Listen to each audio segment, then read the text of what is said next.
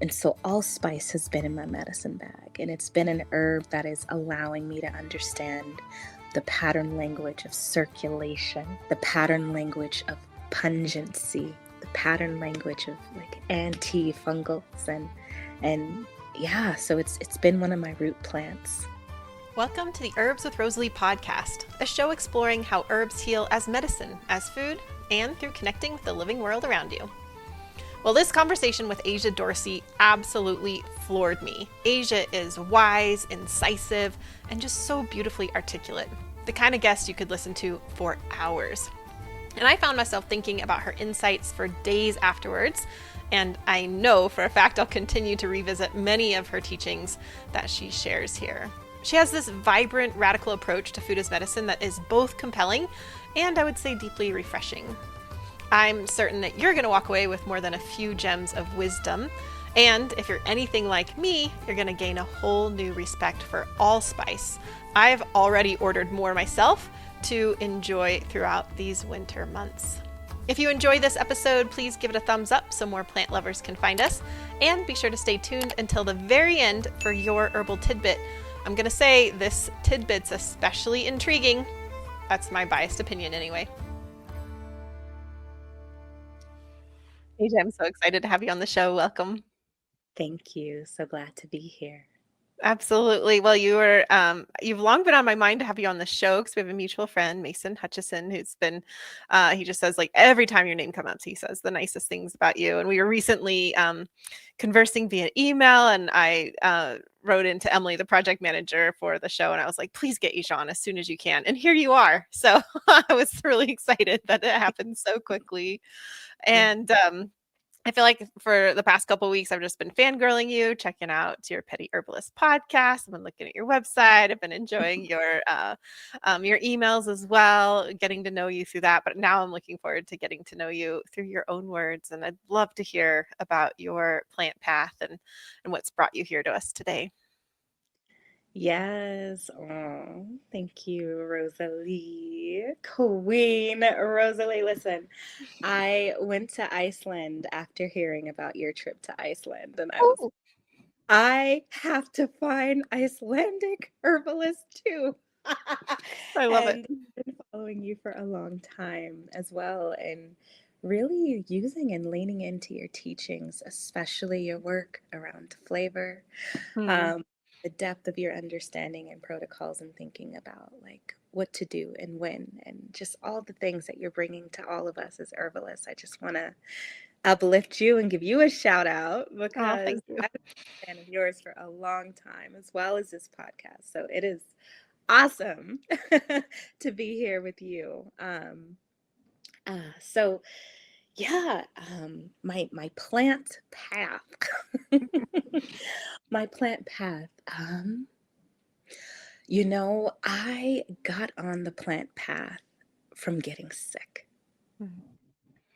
I grew up the beloved daughter. I was raised like a little prince here on the Cheyenne Ute and Arapaho territories, known as Colorado. And I was raised in a way where all the women in my family doted on me and provided me with everything. They cooked, they cleaned. My one job was to do school, and I did that excellently. And in relieving me from reproductive labors, I got to college in New York at NYU, and I didn't know what to do with myself. I didn't know what to eat. I didn't know anything. And so I found myself with clinical depression and 60 extra pounds of weight. Wondering sort of how to get myself out of this hole, this deep, this terrible depression, this separation from self, this out of body experience that had become my life. I had a grandmother who was amazing, but also I found that the more that she went to hospitals, the sicker she got. She'd have this black trash bag full of prescription drugs. And I knew that that was not sort of the route for me.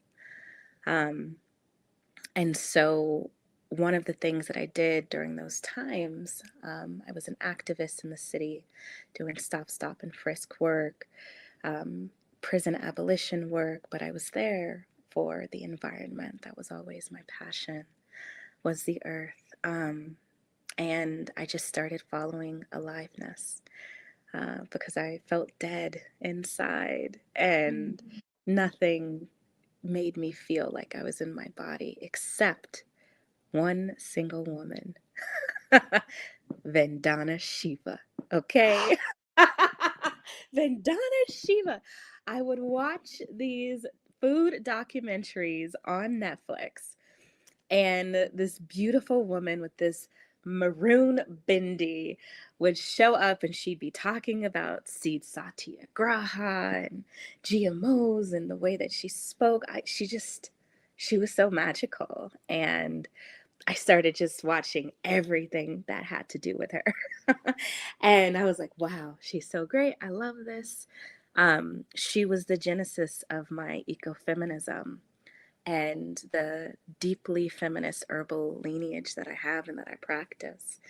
But I kept following my goddess. I kept following Shiva. I was like, I wonder if there's a program that I could study what she's talking about. And oh my God, I was at one of the only universities in the nation that had a food studies department. So I started studying food studies, and I'm like, oh my God, this is everything. I'm joyous. I'm happy. My friends are cool. They're introducing me to like the farmer's market, you know, like, what is this? What is all of this? And I read a book called The Omnivore's Dilemma. Have you read that one?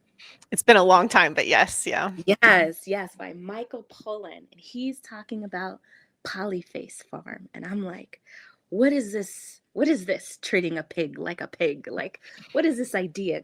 Who is this man? And so I'm learning. I'm like, ooh, permaculture. What is permaculture? So I arranged my academic studies to actually apprentice in permaculture with Jeff Lawton in Australia. I met Vandana Shiva at NYU, and she invited me to Navdanya. And so, of course, I arranged everything to go and live with my goddess, obviously. Wow. Um, and so I went on this whole journey traveling around the world to almost every continent to learn about food, learn about growing food, learn about cooking food. I ended up in New Zealand with a permaculturist named Kay Baxter at the Koanga Institute, where I learned the depth of not only saving seeds, but growing food like my life depended on it. And it was there that Kay introduced me to the idea that I could heal my depression through healing my gut. And it was at her farm, which was a community land trust, that she really introduced me to biological agriculture, growing nutrient dense soil remineralization, ancestral nutrition.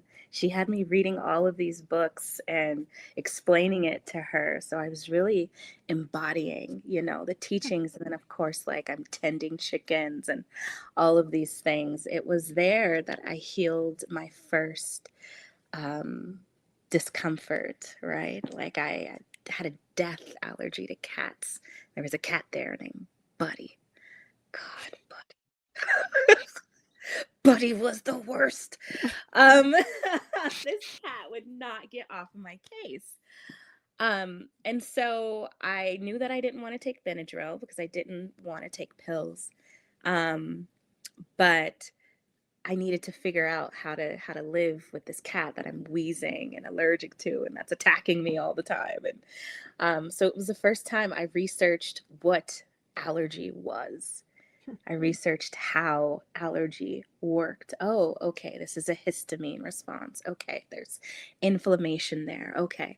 And I reversed engineered. I was like, okay, well, what's an antihistamine? Oh, nettle. I think I saw some nettle in the cabinet. Huh, okay. And then I'm like, okay, what challenges inflammation? Okay, quercetin and omega-3 fatty acids. But I'm on this farm in New Zealand, right? So I'm like, can't get fish oil to the farm, you know? And where am I going to get quercetin from? Oh, okay. Quercetin is in the lining of the citrus that's on that tree right there. Got it. It's in the pith. Got it. So I'm just going to eat mandarins every day. Check. And then I'm going to stew up this nettle. And I'm like, no, I don't like this tea. I'm going to put a lot of nettle. So I'm brewing my nettle black, right? This is before I learned about herbal infusions. I'm brewing my nettle black. And I'm like, okay, I'm peeing a lot. I'm going to keep adding herb until I'm not peeing as much. And I'm like, oh, okay, now I'm not peeing anymore. So I'm eating the mandarins. I'm brewing up big pots of black nettle. And then I am going around and I'm cutting fresh herbs. I'm cutting fresh green herbs and I'm feeding those to the chickens.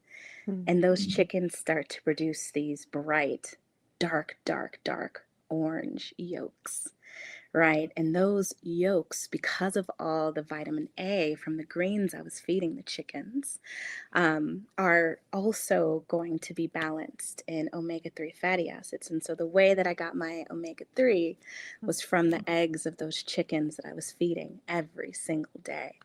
And after 2 weeks, I was not allergic to cats anymore. And that lasted for over 2 years. I mean, over 8 years. It came back, which was fascinating. But the fact that like I could live my life without this fear of like this kryptonite, and that I was able to do it with my own hands. Like I learned so much from Kay. She was so important, and she put me on the path of food as medicine. And she also taught me what to look out for, right? She was a fan of Sally Fallon.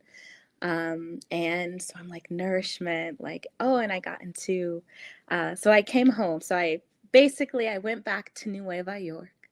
I took on the gut healing protocol that Kay introduced me to. And I healed my depression, as in college with just food. I developed synesthesia so I could hear the sound and the taste of food. And I got it. I was like, this is real. Microbes are real. Healing is real. Food is real. Okay. And when I got out of college, I came back home, and with the help of a Jain Indian chef named Milan Doshi, I started the 5 Points Fermentation Company to bring those probiotics that had healed my depression to the people. Um, and it was during that time that I had my first business straight out of school. I didn't know what the hell I was doing. I didn't, all I knew was that I was making beautiful flavors, and to make the best flavors, I needed fresh plants. So I'm like harvesting, I'm wild crafting, I'm making 2 different flavors for a drink called Jun that like a green tea and honey beverage that I used to make. I was doing like, I don't know, 60 gallons of Jun a week and selling that at Oh, farmers markets, and whoa. using local Colorado honey and local fruit and all these things. And but all of a sudden, like people were like, "Oh my God, my anxiety is gone from your bomb ass lemon balm lemonade." And I'm, Hmm. ooh, I don't know why that is. Like I just wanted to make a delicious lemonade, and I'm harvesting this fresh lemon balm. So I didn't know why people were getting these different healing effects from my beverages and the things that I was making. I got the probiotics, but some of the things that they were like, oh, my sciatica, oh my. And I'm nervous, right? I'm like, ooh, I don't really know what I'm doing. And people are, it felt like a responsibility because I was manufacturing, you know, gallons, and like I was in business. But during that time, I was also experiencing anxiety and specifically panic attacks. And I had the privilege of studying with a group of brujas in a group called the Ancestral Herbalism Healing Collective. And with that, we were bringing in different teachers from all over Colorado because we believe that the medicine that we need is here, right? Everything that we need to heal is going to be where we are. And it was from that group that my friend Sarah Chevelle because I'm selling at all the markets. I'm not sleeping. Like, I'm learning how to take care of myself, but I haven't quite gotten it yet. Like, I'm still fresh out of college. I'm not depressed anymore, but now I'm dealing with anxiety. And she handed me this little tincture of motherwort. Mm. You know about motherwort, Rosalee. And I'm like, what is this? Because I'm skeptical, you know? I'm like, I don't really think that plants work. I'm just like, I don't know. It's kind of cute, but I've not, like you're gonna give me a tea. Like I don't want, you know. Anyways, honey, that girl handed me that tincture. I took 2 drops. My anxiety was gone. I said, what? What is this? And I started feeling guilty. I was feeling like a fiend because I finished the bottle and I was really embarrassed to ask her for more. I was really embarrassed. So I had to go and ask my other herbalist friends, my other witchy friends, and I would try their tinctures and they didn't work. Hmm. This person had made the tincture with high grain alcohol. This person had made the tincture with dried plant material. Right. So I had to go back to Sarah and I was like, how did you make this? Like, can I have some more? She gave me the big bottle next time, which I was like, thank you, because I was feeling embarrassed. But that experience had me understand that medicine needed to be made like our lives depended on it. Hmm. And it was the small idiosyncrasies that changed if the plant did what we needed the plant to do. And so I really devoted myself to medicine making and making medicine in a way that causes immediate impact. And so that looked like going back to school, studying biochem and organic chemistry and all of these things to understand functional groups and instructions and all of this stuff. And after all of these studies, right, all of these experiments, all of this scientific way of understanding how to make medicine, I found that the most powerful medicine was the medicine that was made like food. Hmm. It wasn't surface area and extraction and all of these things that made the best plant remedy. Actually, my best remedies are from the whole plant. Perfect and Hmm. complete. Right. And so, I've become quite sophisticated in my medicine making game since then, very very sophisticated, but the most fascinating thing about this level of sophistication is that sophistication is derived from simplicity. Hmm. I thought making a spagyric, right, which is an alchemical preparation where you separate the spirit and the flesh and the soul of the plant, and it's a long, drawn out process. I thought the spagyric was the ultimate form of medicine making. But then I realized that to make a tincture with the living plant is to have the flesh, the spirit, and the soul there already. And Hmm. that That's was beautiful. no need, like. So, yeah, learning that it is the food based methods of preparing plants, um, and that it's about honoring the deep simplicity and not about these scientific principles. Like the remedies I made in the scientific way were nothing compared to the ones that I made in the traditional, simple way. Um, and so that was a big teaching for me. And after, doing my fermentation company, healing guts and all that stuff was wonderful. Selling my microbes for a living.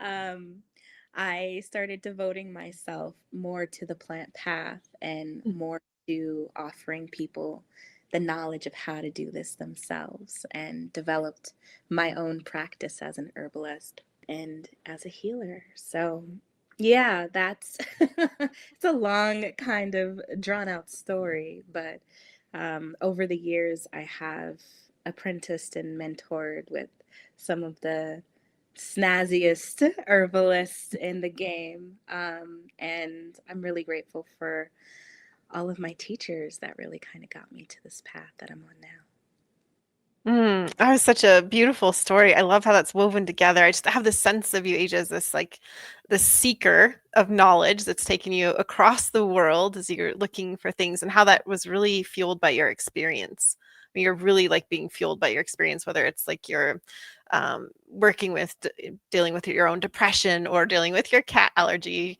or anxiety. Like you're really fueled by that and like moving forward with it, which is just really beautiful. Yeah. Yeah, I really believe that liberation is a felt experience. Hmm. And I really, really believe in embodied liberation. And so if we can use the plant remedies to support our mental and physical health so that our day-to-day experience is of beauty, I feel like that's where liberation lives, right? Like it's not this thing in the future where we have to get to, it's a right now. And the plants can give us access to that right now. And so any it's a journey to Mm. love yourself so much that you don't allow illness to settle on your bones, right? Oh my gosh, I have goosebumps. That was really powerful. Mm, When this comes out, I'm going to listen to that over and over again. That's really beautiful.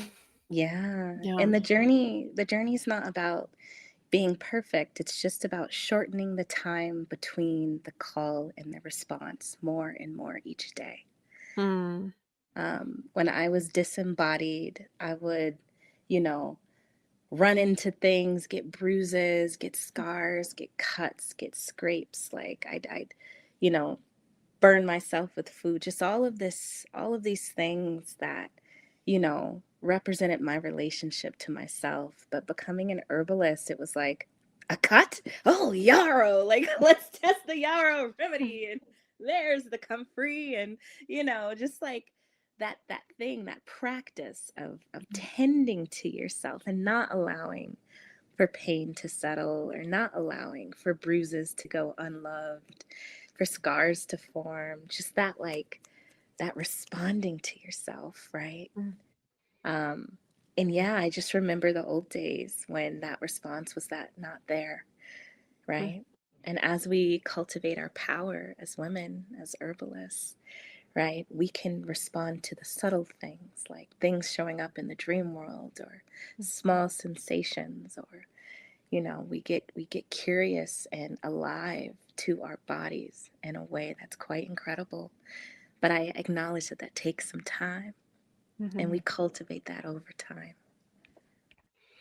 Well, I feel like that was exactly what I needed to hear today, Asia, because I'm dealing with this foot injury that's been going on for a couple months, and I think for a long time I just wanted it to magically go away. I think I've been kind of hoping for that, and just what you shared, just the intense love we can have for ourselves to prioritize that healing. And I think I'm at that stage now where I'm like, oh, okay, this like deserves my full attention. It deserves my full love. And I think Mm, that's what it's going to take to finally heal from it as well. It's just the focus on it. But having that come from a place of love just sounds so beautiful. Because in some ways I just, yeah, I want to ignore it so it gets better, if that makes yeah, sense.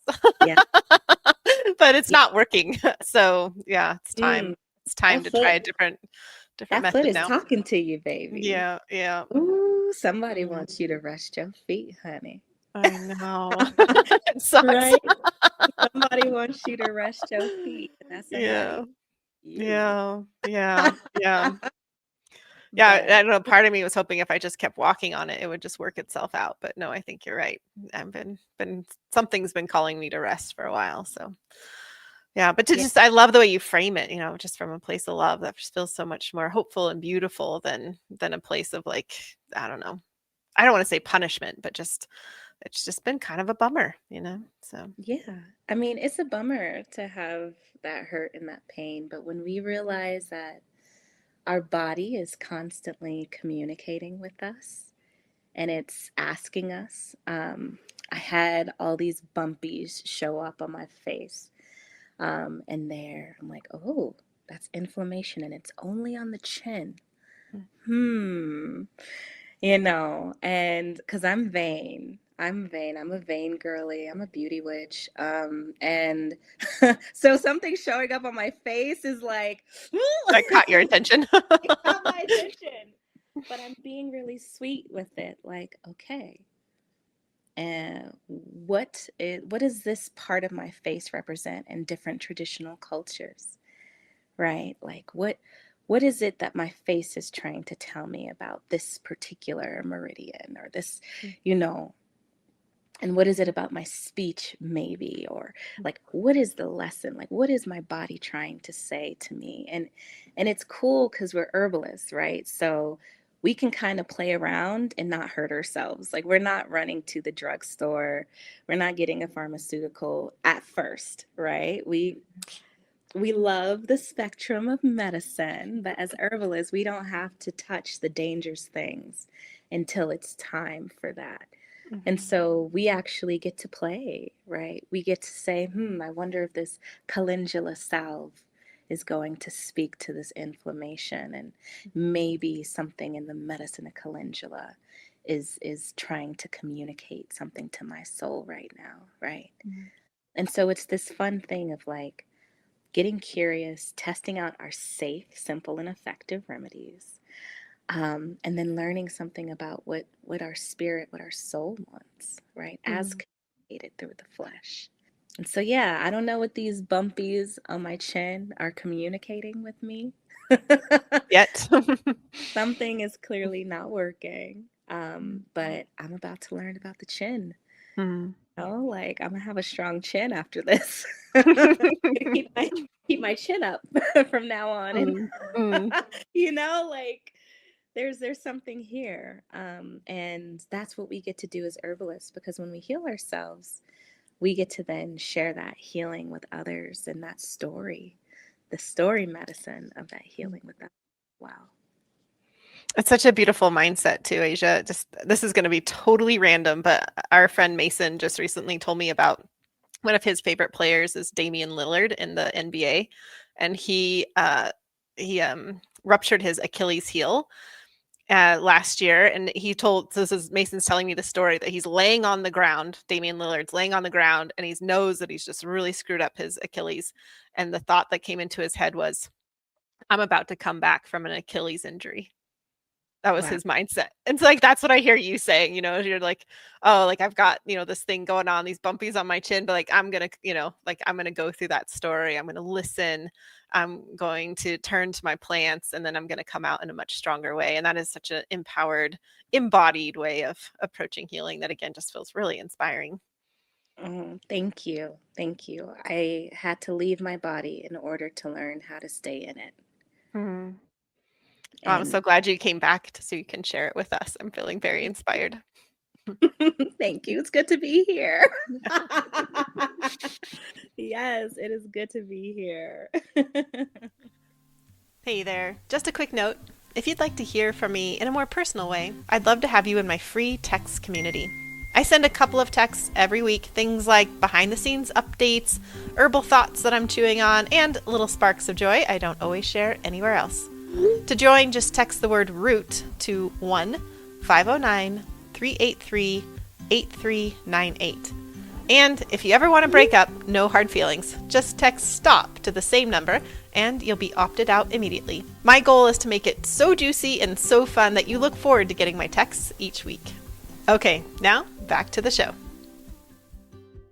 Well, I'm really excited to hear about the plant that you've chosen for our conversation because this is a plant that I've been reaching for more and more recently, and it's kind of, I think, underrated. It's often just thought of as like a spice ingredient, but Mhm. it's something that we're often putting into our food. And lately, I've been having a lot of spiced teas and adding it to the spiced teas. It's that time of year. So I'm curious how you came to choose allspice for us today.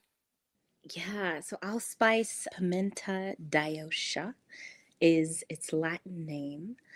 And my relationship to allspice has followed in lockstep with my relationship to hibiscus. Ooh. So making and following the trail of the red drink, um, I have been learning about all the cultures who hold this plant, from Egypt to Jamaica to West Africa to Nigeria, Ghana, and all the different variations, right, that this drink is made. And so It's my Caribbean gals who have showed me how to make kind of maybe sorrel, Mm. and their sorrel is often using allspice berries. And me, I'm I'm a simpler in my medicine way, right? Mm. When it comes to healing things, I like to use one plant at a time. When it comes to cuisine, which is also healing, we mix a lot of stuff together. And that's just why food is so powerful, right? But I'd be trying to figure out like how to slim things down so I can tell the story more powerfully. So I started experimenting with um, just roselle, just hibiscus with just allspice because it's all the spices. So I'm like, why do I need anything else? And it's been so useful. It's been so useful. And I love that. I love that accompaniment. So I've just been sitting with Caribbean folk medicine. I've been introduced to it through my study of African traditional religions, the ATRs. And so sometimes my Olarisha will, tell me to take allspice berries and turn it into an oil and put that oil on my hands. And Mm. as I am getting to the root of the African traditions of medicine, like root work, I'm learning kind of the pattern language of what our ancestors were up to, with kind of using herbs for different spiritual or social impacts. And so allspice has been in my medicine bag, and it's been an herb that is allowing me to understand the pattern language of circulation, right? Mm. The pattern language of pungency, Mm. right? The pattern language of like anti-fungals and yeah, so it's been one of my root plants, and I'm so grateful that I'm able to access it. I don't like how we got access to the plant from the spice trade and slavery in Jamaica. And standing here now, I just want to thank everyone who brought this plant to me and Mm. everything it took to get it here. Mm. And so is it originally from Africa? Because I always think of it as coming from more Jamaica and the Caribbean. Yeah, that is where it's indigenous to. Mm. And we kind of see the plant used sort of in the greater Antilles, which Mm. include southern Mexico and parts of Central America. And so we'll see allspice in Mayan traditional medicine, where Mm.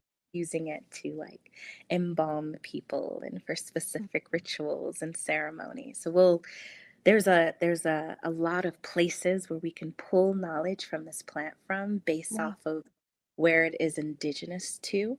Mm. And so for me in studying allspice, I've been centering Jamaican Mm. sort of ethnobotany and ethnobotanical traditions to learn of the plant. It can and it does grow in these other places, but it's the plant. One of the reasons why it's so special from Jamaica is that in order to germinate the plant itself, you need the exact conditions of Jamaican soil, including the Mm. birds. The plant won't Really? germinate without going through the digestive system of birds that are only local to Jamaica. That's Uh, amazing. I love that. yeah, so it's like it's very like rooted in that place, and the Mm. Dutch and other folks have not been able to cultivate it outside of Jamaica. Wow. Wow. So does that mean like the majority of our allspice is coming from Jamaica to this day? Absolutely. Yeah. Wow, that's so The cool. vast majority is coming from Jamaica. And so I'm like, if we're going to figure out, if we're going to learn about a plant, you learn about the people who have Mm. shepherded the plant. Yeah. And so studying the jerk, like how Mm. how jerk is made, it's such a beautiful and it's a deeply indigenous process. It's like Mm. slow cooking with a lots of spice. This particular spice, why it's so important with meat. Um, One of my favorite areas of studies right now is the pattern language around inflammation in food. and what we can learn from our ancestors about how to eat food in a way that's less inflammatory. Mm. Right. We have a lot of literature coming out of the scientific tradition, and you follow that literature, the only thing you'll be eating is water. Yeah. You'll Yep. eliminate everything. Yep. And I'm like, no, that's not necessary. We should, like, thanks for telling us about lectins, Mr. Gundry. And also, what are the ancestral and traditional ways that our ancestors have dealt with a thing like lectins? Mm-hmm. Right. And it's there that we find the magic and the medicine and the pattern of healing and being in good relationship with food. And so, in terms of sort of uh, the inflammatory compounds that we get from cooking, right? One of those is called glycation, and it turns into advanced glycation end products in our bodies. And so, when we're cooking food that in a dry way at high temperature, we get these kind of side effects that actually age us, right? Mm-hmm. AGES. But there are a cachet of ancestral technologies that reverse this aging process. And one of these technologies is spice. Okay. One of these technologies is spice. And so plants like allspice have anti-glycative properties. And so, even if we are cooking food and it glycates, the addition of these spices can change the level of inflammation that we experience, right? And so, yeah, that's been one of my favorite lenses through which to understand the function of allspice in food. The reason why we might use allspice in baking, which is dry and high, right? The Mm-hmm. reasons why our ancestors are using spice in baking at all. The interplay between allspice, which is anti-diabetic, and a sugar-sweetened beverage, right? Why these pairings exist. I find that these pairings exist because our ancestors were ingenious, and that genius is not concentrated in a particular racial group or time. In order for us to be here, there's one thing that we had to get right, and that one thing was food, baby. We Yep. had to get food right. And I find that there's no new innovations that we need in food, that actually we have every single thing that we need to eat to live. And it all of the templates exists in our ancestral culinary repertoires. And so the pattern language of blood sugar regulation lives in sorrel. We could find higher pattern in sorrel. We really can. Everything from the selenium and the chromium specifically that is in the hibiscus leaves, right? Chromium is used to metabolize sugar, and selenium is a powerful DNA protective antioxidant, right? The sugar plus, like, it's perfect. There is this overriding perfection that exists in every single one of our cultures, and it is my joy and pleasure to discern it. Mm-hmm. It is my absolute joy and pleasure to bring this knowledge back so that we honor our people, even if they made mistakes, even if their social structures were crappy, even if still they got food right. They got food right, baby. Yes. And from like, I love that it's also like from a medicinal standpoint, from a nourishment standpoint, from a traditional like heart-filled standpoint, but also it just tends to taste really good too. That's So right. there's like so many reasons here. So I And loved that's, what oh, please, please. I was curious just because you mentioned the hibiscus leaves. I haven't had the opportunity to work with leaves very much of hibiscus, so I just thought that was really fascinating too. I know that they're eaten and used, worked with as tea as well, but yeah, it makes me just you saying that it's inspired me to try and grow the plant again in my northern climate and give them a try. Yeah, the leaves. One of the specialties of West Africa is drying soups, right? And especially the entire mallow family, from which hibiscus is a part, right? Most of the mallow plants are indigenous to West Africa. And so there's this tradition of drying soups, right? These slimy, mucilaginous rich soups. And some of my favorite soups from Nigeria are using the leaves of hibiscus because that's where we could find the most of the mucilage. They make it in these drying soups and it's delicious. Yeah, every part of the plant. And we find that when we go to where the plant is indigenous, we'll see the greatest diversity of uses, right? So we'll see the full expanse. So that's when we'll see them using every part of the plant.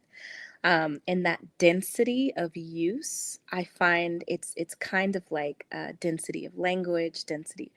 It just tells us about how foods and plants are moving about the world, right? Um, but this is one of the places we can go for reliable information about that plant. And I love seeing how, different cultures take the same plant and sometimes they're using it in the same way, but sometimes another culture figures out something else. And that's cool because they're innovative. I'm like, wow, this is a vibe. Like, look at all this knowledge. Like, look at all the ways that people have fallen in love with the goddess, right? Fallen in love with the earth through the vehicle of food. Yeah, it's so beautiful. And so with allspice, you kind of mentioned that it's like used as maybe a dry rub. I'm envisioning it as like on meats and stuff as a dry rub, Hmm. just because, yeah. And talking about the glycation, rosemary is kind of similar in that way too. Yeah, Yes. and really protective in that way. Working with it with hibiscus, I have to try that now, like a Jamaica drink with hibiscus and allspice. That sounds really Yeah. lovely. And Definitely want to try that. I just heard about a drink with rosemary. And it has one of the same pattern languages, right? Hmm. Like adding a warming circulatory to one of the coldest drinks on the planet, like the temperature of Bissap, sorrel. It's very cooling. It's terribly Mhm. cooling Mhm. if you're drinking it in the winter in Colorado.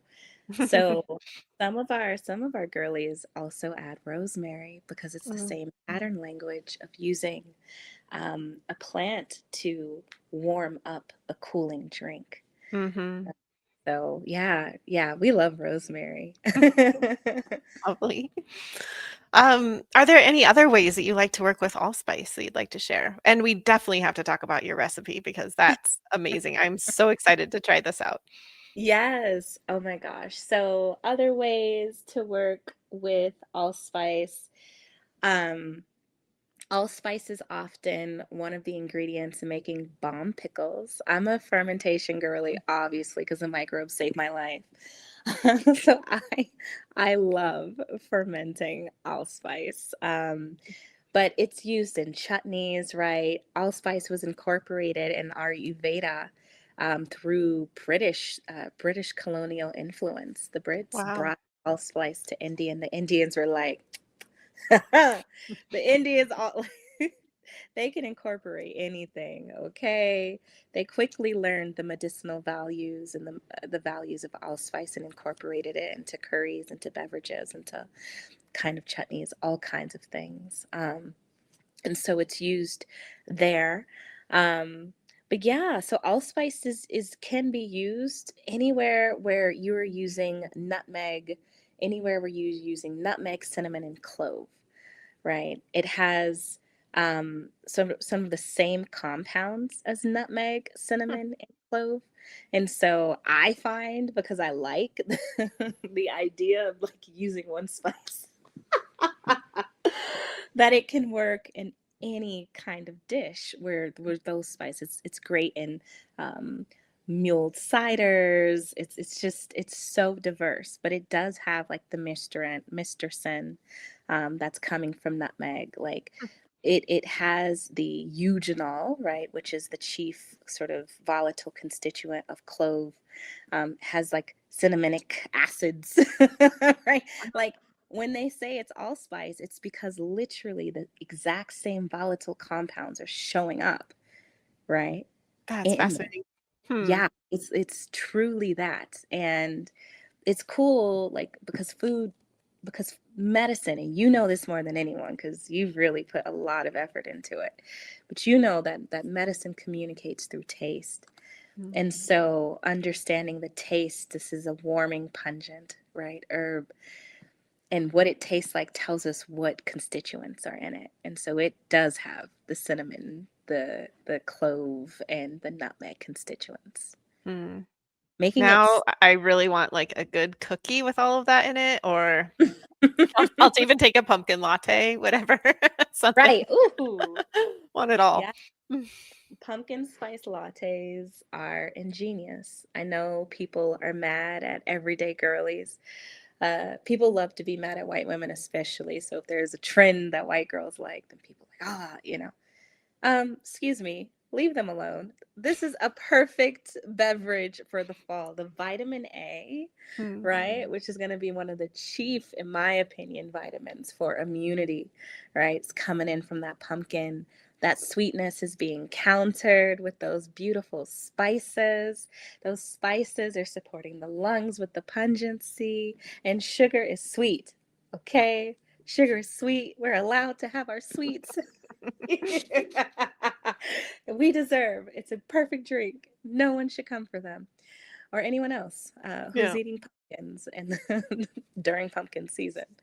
Yeah, I think this like crazy fad of the pumpkin spice latte is really also this like deep yearning for tradition, deep yearning to be like seasonally connected in a world that is increasingly not connected to the seasons, Mm, mm, So mm. I applaud it. I'm just like, yes, yeah, let's celebrate pumpkins in the fall. Let's have something to look forward to. Why not? Ooh, I love that.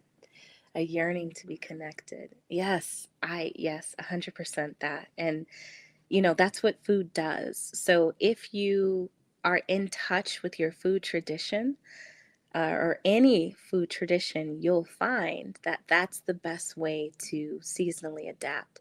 The meats, the kinds of things you're having for each holiday, each holy day, Mm, is actually a prescription for the entire season, right? And so our ancestors embedded seasonal adaptation into the culture via holidays, mm, right? And that's like, if we continue to practice our holidays, then we can continue to practice our seasonal adaptation. But sometimes the girlies be getting mad. They don't want to practice anymore. They're making stuff up. But it's also, we we're constantly becoming disconnected because we're living in this illusion that the past is gone, or that the past is not important, or that our ancestors were behind and we're moving towards progress, which is not the case. That is the biggest myth that we have to confront, is that things are getting better and better all the time, mhm, right? This myth of progress, it's just a myth.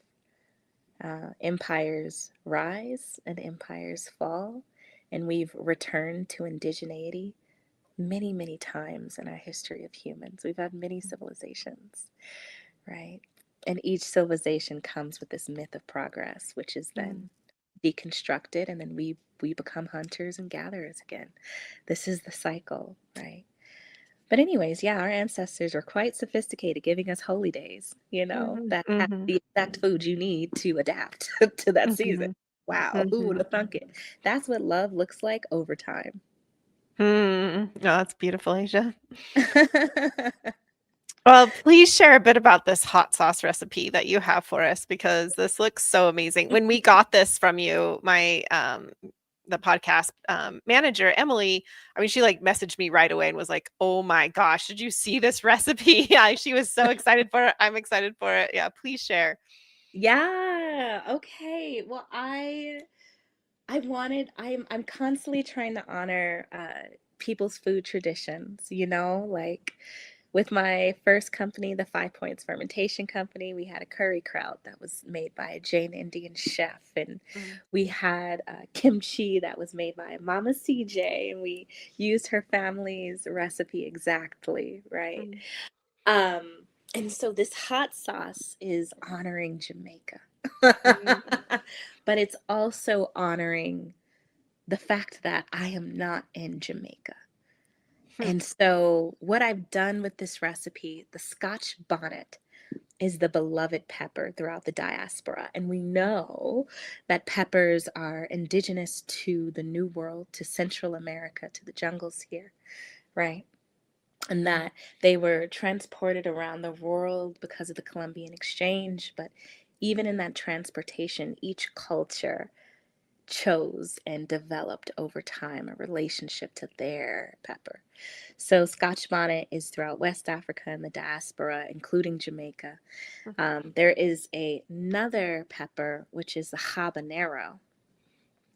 And that's used more so in like Mexican cuisine, and sometimes Scotch bonnets and habanero confused. Well, Scotch bonnets are very, very hot, but very, very flavorful. They have this Ooh.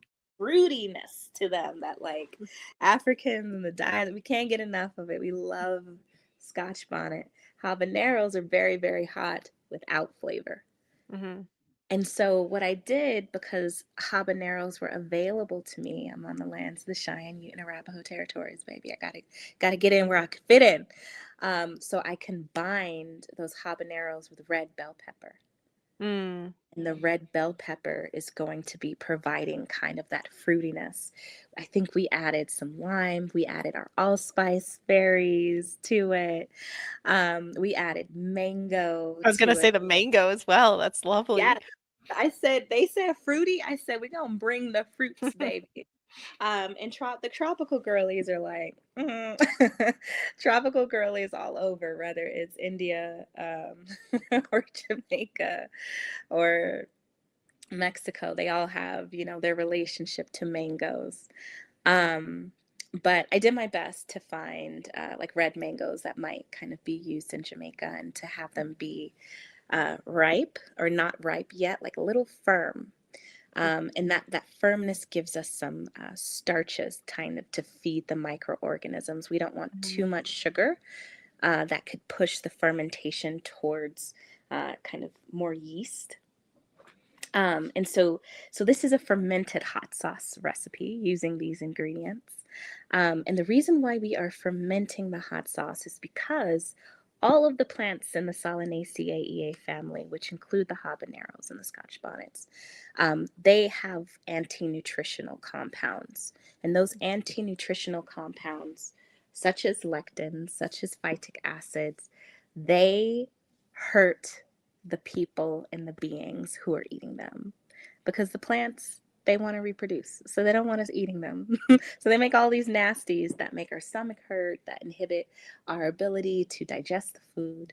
But humans, our ancestors, have figured out that the plants don't want to be eaten, so we've developed technologies like fermentation. And so fermenting peppers, which is one of the traditional ways of working with the peppers.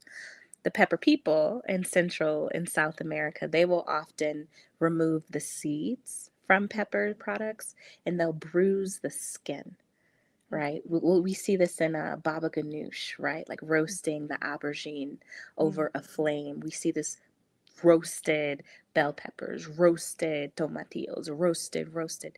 They're bruising and damaging the skin where the poisons live, and they're removing the seeds where the poisons live. Mm-hmm. Another way to deactivate those poisons is with lactic acid bacteria. And so fermenting the hot sauce actually makes it easier on our digestive system. The lactic acid and the probiotics, they help to protect some of our mucosal membranes from being completely desiccated by the super pungent kind of hot sauce. And I'm really, really, I've just been really on it about, um, fire cider. I am not a fan of fire cider. I'm not at all a fan of fire cider. I want people to make kimchi and move on with their lives. So I wanted to make a hot sauce, which is sort of giving us some of the benefits of the fire ciders that we're trying to produce, but grounding it in a cultural context Mm, that causes it to be very delicious. Like, so, this hot sauce has garlic, this hot sauce has onions. It has a lot of really great sort of supportive ingredients, but it also tastes really good and it tastes mm, correct. Like it makes sense in a culinary. I don't know. My medicine, Rosalie, is all about like make it make sense. So mm, like I don't want to bring crazy things that aren't from the same bioregion to get like I that's not my style. I like to mhm, honor place. And my medicine making style is very similar. So I'm using Mediterranean herbs with Mediterranean recipes. mm. And, there's very specific rules about when I mix things together based off of what our ancestors have done. I think Um, you would like my fire cider because I choose only ingredients that are grown here for my fire cider. So I don't oh, have ginger, for example, which is, it's sad to miss it, but I have the horseradish that I grow, the onions, the garlic, and then things like rose hips. yeah, But yeah, it's all comes, I call it my garden fire cider because everything comes from the garden.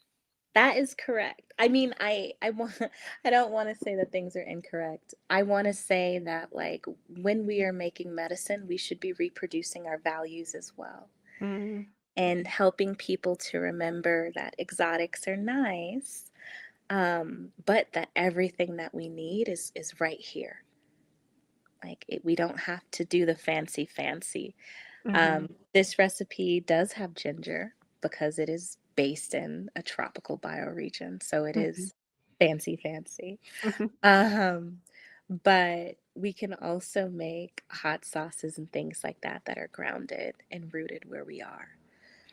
And that's what I want to encourage with bioregional herbalism and bioregional root work. Is this return to place? It's also why I emphasize living medicines and making medicines with fresh plants, because it's far too easy to order, whatever plant from around the world and make a remedy. When we are practicing bioregional herbalism and working with fresh plants, it forces us to learn those plants, learn where they grow, learn the respect around harvesting them. mhm, We learn the whole cycle of the plant, so we have to get it on time. And we can have a direct relationship with that plant, right? And I feel like, the way that I make my medicine, the way that I make my foods is consistently reinforcing the same ideas, right? Everything you need, you have. Everything you need, you have. You can have it. And in relationship, right? Having real embodied relationship is worth more than gold. mm. Yeah, it's beautiful. Well, I have a fermented hot sauce that I eat practically every day. It comes from my Yes. local farm, so I don't make it myself. I'm really interested in trying this recipe, and I know other people will be too. Do you have any like words of encouragement for anyone who might be feeling intimidated by the fermentation process? Yeah. So people, well, shout out to you for supporting your local fermentation goddess or king or being. And what I love about community is that we actually don't have to do everything ourselves. It is so much better to be woven in relationships of economy, right? And I so should I just just want give them the recipe now that I think about it. to period. Hand it over to the farms. Thank you. Yeah, yeah. So I love trade. The second thing, people are really afraid of fermentation. Mhm. But the funny thing is that our ancestors used fermentation to make food more safe, Mm, right? And so this recipe, the way that I've designed it, I designed it for beginners in fermentation. I ran a fermentation company, right? So I was fermenting in a commercial kitchen at scale, right? We are doing 60,000 pounds of cabbage a year, okay? wow, Local, wow. organic, okay? Um, so I designed this recipe for the beginners. Mm, And so some of the ratios of how much salt there's, it's safe. I made it easy for you to not fail. Nice. And even if you do fail, you're gonna learn something, baby. Hmm, Um, I'm that's just so gonna true. encourage you to try it on. See if you like it. The longer it ferments, it really ages exquisitely. And it gets better. And there are different terpentines, terpenoids, volatiles that are created via the fermentation that aren't there before. There are medicinal qualities that exist because it's been fermented. And the microorganisms, right? 1 tablespoon of this living kind of habanero hot sauce is going to be the equivalent of an entire bottle of pills, Hmm. right? Living food, like I said, food is more powerful than herbs and drugs and supplements. There's something about the whole context of the food that really shockingly medicinal. So I designed this recipe to help protect your stomach Hmm. with those sweet kind of ingredients, right? That are going to be more protective. Um, and yeah, I want to encourage you to try it on. And if you don't want to make the complex, you know, Jamaican with all the things, you can just do peppers and salt. Hmm. And you don't it my favorite hot sauces are that simple. I don't add garlic or onion or nothing. I just do pepper Hmm. and salt. So just know that like um I'm here. You can reach out to me if you got questions or if it looks crazy. Cool thing about fermentation, if it looks crazy, smells crazy, or tastes crazy, it is. And just toss it. So it's very like your fermented food doesn't lie to you. This is not like canning, which can be a little tricky. Your Hmm. fermented food doesn't lie to you. It's honest. So you can see if it's not good anymore. And you just toss it. You just toss it and compost it. The earth loves to get all that gnarly stuff and create something beautiful from it. So remember to always compost your food. One of my teachers always says, don't ever expect a plant to heal you that you just throw in the trash. Hmm. So I'm pretty rigorous about composting. But if you can access composting, please do. And if you can't access it, you know, the forest creatures love a snack. That's so funny. I recently just did that. We had some reishi mushroom that was gifted us. It was, fresh. We dried it and then we used it, and then we didn't have access to a compost. And so I was like, I cannot take this reishi that I from the forest, and then like put it into the trash. So we took walks out into the forest and just put it in little places, the spent reishi that we'd already worked with. So yeah, it just felt so wrong on that level. Yeah, no, we have to return it to the earth. And again, little, me being petty like this, it inspires us to behave in a way that's coherent with our ancestors and Mm, regeneration of the earth. mm, Like, I'm going to be petty with you. Don't put food in the trash. yeah. Return to the earth. And Yeah. then once we have those demands, right, we start fostering organizations like I work with the Women's Composting Collective, Oh, Wampost, cool. and it's a small business that I get to support locally, right? And this is what I want us to be up to as herbalists, is not only being herbalists but stewards of the earth, right? Mm-hmm. Where our herbs are coming from. Mm-hmm. And so I do encourage you to push yourself to thinking about how to not have food waste because our ancestors did not waste food. Yeah. Yeah. I love that you said that it's the earth loves turning it this gnarly stuff into something beautiful again. So that's beautiful. Also, just thinking like tying back to the beginning of our conversation and how this recipe, this hot sauce recipe is so alive. Like this is alive food. And you compared it to like a bottle of pills, just imagining the probiotic pill bottle. And it is what it is, a probiotic, but increasingly we see even studies showing that those have very limited effects on our overall well-being Mhm. versus just like this incredible um, recipe that you've cultivated in this ancestral beautiful way, and all the flavors, and just I know I feel alive when I have my fermented hot sauce every morning with breakfast. It's definitely a zing. So yeah, shout out to Willowbrook, by the way, and them supplying my this beautiful valley with their hot sauce. But yeah, I'm really excited. Thanks for the encouragement too on the fermentation, and for everybody watching or listening, when you make this recipe, please post about it. We want to hear about it and hear about your experiences as well. Hey, it's Rosalee. Creating this podcast has been one of the most rewarding parts of my herbal work. And if you found something meaningful here, whether it's a new perspective, a favorite recipe, or just a sense of calm, I want to let you know there's a good way to go even deeper. It's called the Podcast Circle. Inside, you'll get access to live classes taught by some of my favorite herbal teachers, behind-the-scenes updates, and a beautiful library of herbal resources that we've gathered over the years. But more than that, it's a space to connect with fellow plant lovers who care about the same things you do. And truly, your membership helps make this podcast possible. It's how we keep the episodes coming and the herbal goodness flowing. So if you're ready to be part of something more, something rooted in connection, head over to herbalpodcastcircle.com. I'd love to see you there. Well, is there anything else you'd like to share about Allspice before we move on? Yes. Well, I prepared for our time together, so I took a bunch of notes. I'm like, did I get to Oh, let's do it. share? Did I get to share everything? Okay, one last thing that I want to talk about is with stimulants and especially aromatics. A lot of their medicine shows up through our body attempting to detoxify them.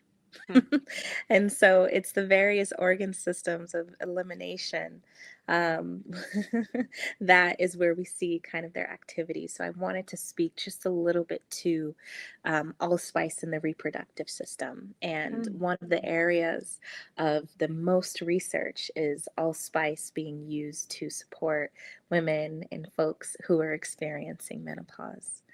Interesting. Yeah, so I just wanted to share that little bit to put you all on the trail. It's also engaging with hormones and different things like that.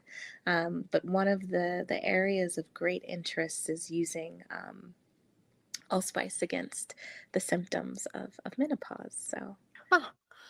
That is so fascinating. I had no idea. I definitely want to look into that further. Yeah, that's totally like if you had like given me like 5 options of different things, I definitely wouldn't have chose that. So that's interesting. Yes, yeah. So learn that. Get in touch with allspice. There's something about like this little berry, this little fruit. It's doing some magic things. It's sending sort of the blood, the energy, the medicine to all sorts of places, our lungs, of course, but it's also working our reproductive system. And I wanted folks to know that. Mayans use allspice specifically to against sort of heavy menstruation, which is interesting. That's interesting. So there's a lot of sexual health with allspice that I encourage folks to explore. Oh, thank you for that nugget. Yeah. Mm-hmm. Well, Asia, as I'd mentioned earlier, I've been fangirling over you, checking out all your offerings. I would love to hear from you about your offerings and how people can best connect with you and continue to learn from you as well. Yeah, absolutely. Absolutely. My business, my work is based on relationship. I decided that I wanted to work with my best friends. And so I have my Petty Herbalist podcast, my best friend Karina Desarosa, shout out. But I also have my Food Genius mentorship. Mm. And that's with one of my best friends, Justin Robinson, our Grammy award-winning musician and ethnobotanist, is bringing some of his magic to bear and leading a group of students through a year-long mentorship where you will learn the depth of food as medicine through deep connection with plants and in community. And so we're taking on folks for an entire year. They get to be the object of my devotion, the object of our interest. They get two award-winning educators to deepen and to transform their relationship to food through learning the plant families and the medicinal qualities of those, and building their own cookbooks based off of their ancestral lineage and the way their ancestors worked with these plant food families. And so, um, yeah, it's going to be a very special experience. It's not going to show up again. Justin is very busy, and as am I, but we are taking the time to walk with you hand in hand as you touch into the land, as you touch into the roots of who it is that you are, and Mm, love food from that place. that sounds amazing. How can people find out more about that? Where should they go? Yeah, absolutely. So we'll have a link available to you all to book an exploratory call with me. And for folks who are interested, we can get you registered with the link. And so, yeah, book an exploratory call, talk to me so we could see what's good for you. Cool. And all of my offerings are at bonesbugsandbotany.com. And that's where you can find the goods. Awesome. Yeah, we'll put that at link in all of the show notes. And I highly recommend signing up for Asia's newsletter, checking out the Petty podcast, all of it. I've had such a good time doing that myself. So big recommend there. And this Food Genius course just sounds really amazing, like powerful. It's a powerful offering. Yeah, I'm very excited to bring it to the people and to introduce food as medicine in a way that escapes kind of the overly scientific, like cold explanations that don't make a lot of sense into like a real grounded understanding of how our ancestors have done this and how we can do it too. So, Mm. learning food from the lens of an herbalist is a vibe. Yeah. It is a vibe, baby. And yeah, we want folks to study deeply with us. So this mentorship is a mentorship. It's a little Mentorship. different than a course Mm. because it's more intense, it's more hands-on, it's more high touch, and you get a lot more access to Justin and I as teachers. So um, yeah, come be with us, come learn with us, and we hope that you will find healing on so many different levels. Thank you for that, Asia. Yeah, it's going to be just a really transformative mentorship. I can see it already. Vibes. Yes. Well, before I let you go, I have one last question for you, and Yes. I'm really excited to hear what your thoughts are on this. And that's what's a new skill or a new piece of knowledge that you're working with right now? What's inspiring you these days? Mm, that's a good question. I think this this idea of kind of living medicine. Mm. It's the topic of my book that's going to be coming out. But it's this idea. I have an embarrassing story to tell. Can I tell this embarrassing Oh, story? Okay. please. So what had happened was I was studying nutmeg. Okay. Mm. I'm in love with all the spices, and yeah, we have to love the spices. So I'm studying nutmeg, and I end up making a recipe that I allowed to sit overnight. I was an horchata recipe, and it was a Salvadorian horchata, so it included chocolate, cacao, different kind of things like that. And I missed one of the ancestral cues, which is horchata is usually made day of and served that day. Like it's Mm. rarely allowed to sit like overnight or anything. And this makes sense in the tropics, right? Because fermentation, spoilage, but we have refrigeration and things like that in the West. And I allowed this like heavily nutmegged drink to um, sit overnight.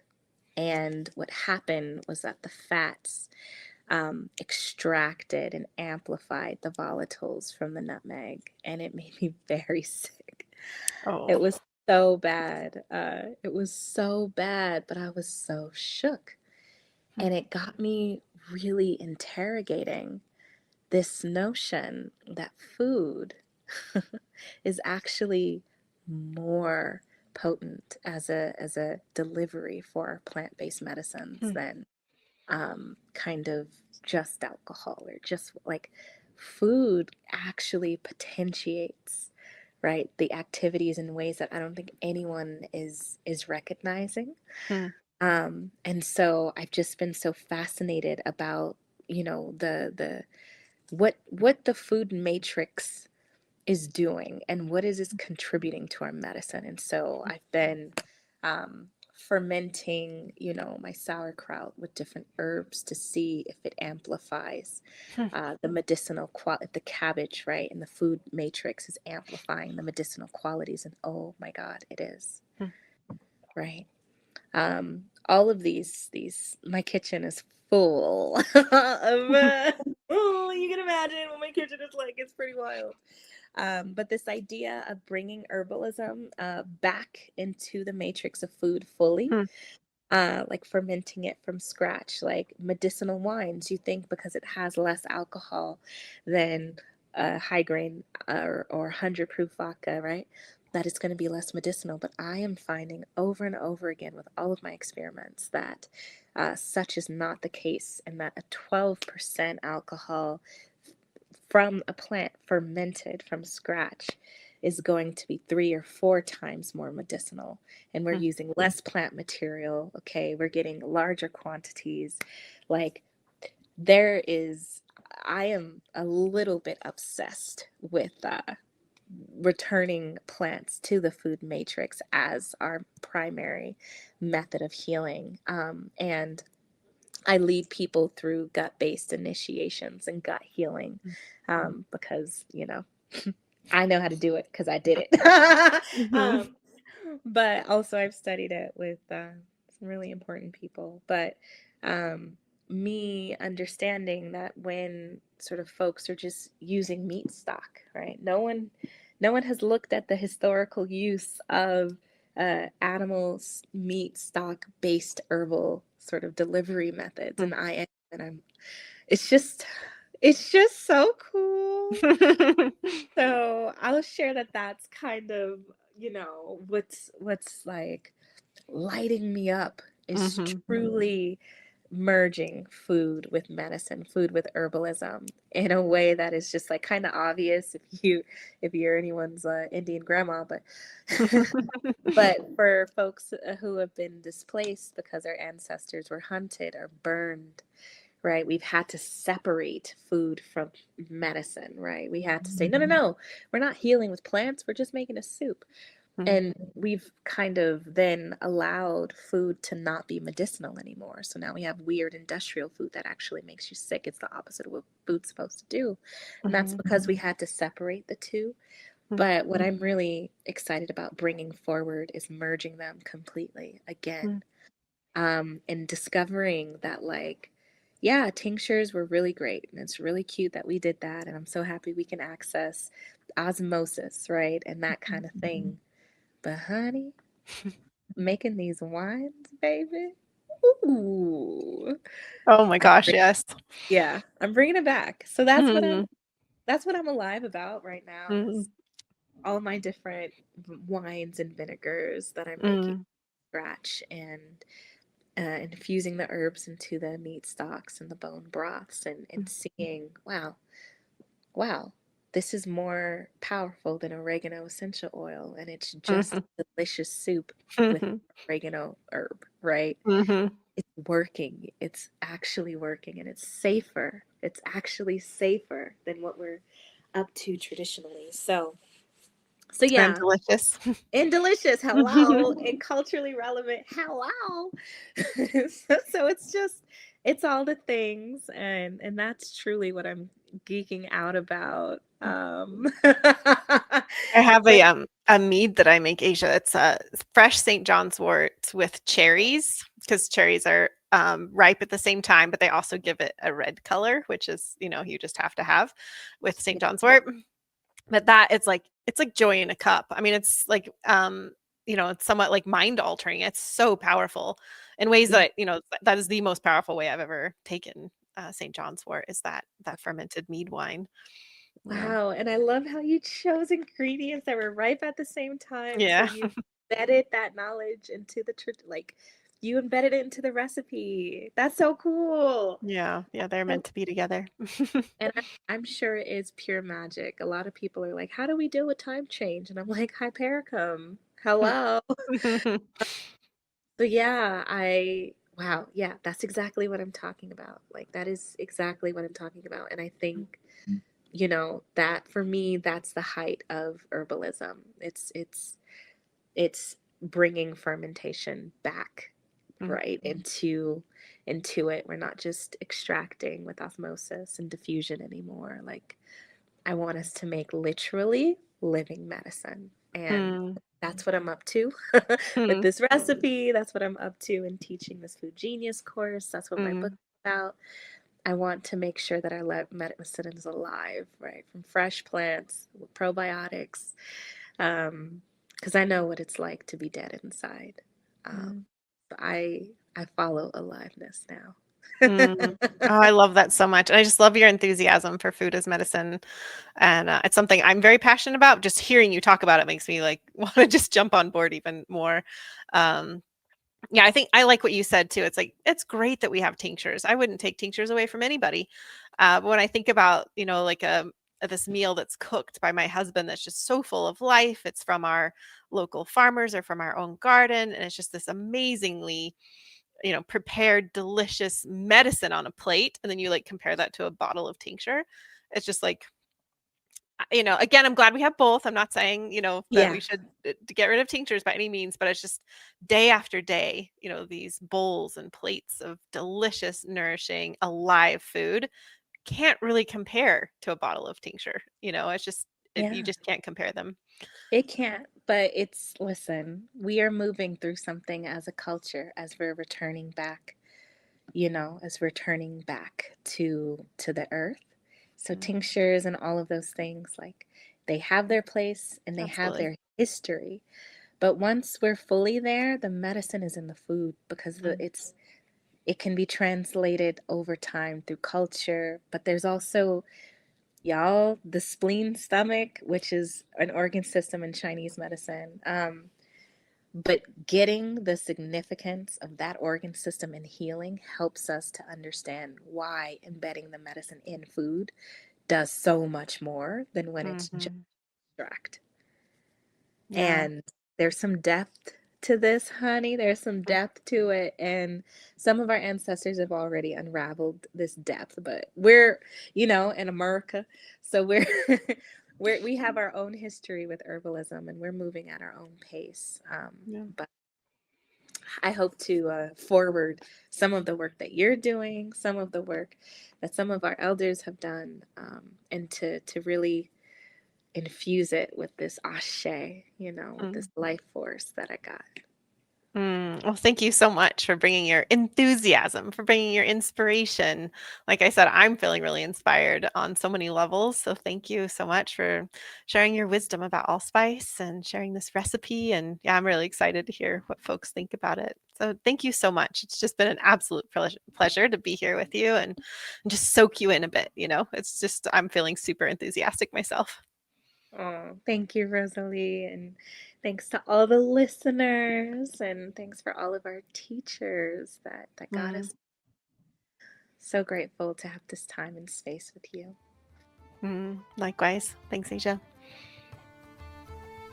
Thanks so much for listening. You can download your illustrated recipe card from today's episode. Just head over to herbswithrosaleepodcast.com or check out the show notes for a link. And when you try the recipe for yourself, please report back. We love to hear how these recipes bring joy and learning to your life. And if you're not already subscribed, I'd love to have you as part of this herbal community so I can deliver even more herbal goodies your way. This podcast is made possible, in part, by our awesome students. This week's student spotlight is on Pamela Huerto in Saskatchewan, Canada. Pamela was a Rooted Medicine Circle student in 2025, and from the start, she really set the intention to live with curiosity, to embrace lifelong learning, and to inspire others. And that intention really shines through her work. Her capstone project, Your Yard is a Universe, explored how our own yards are living ecosystems and how paying closer attention can help reduce plant blindness in daily life.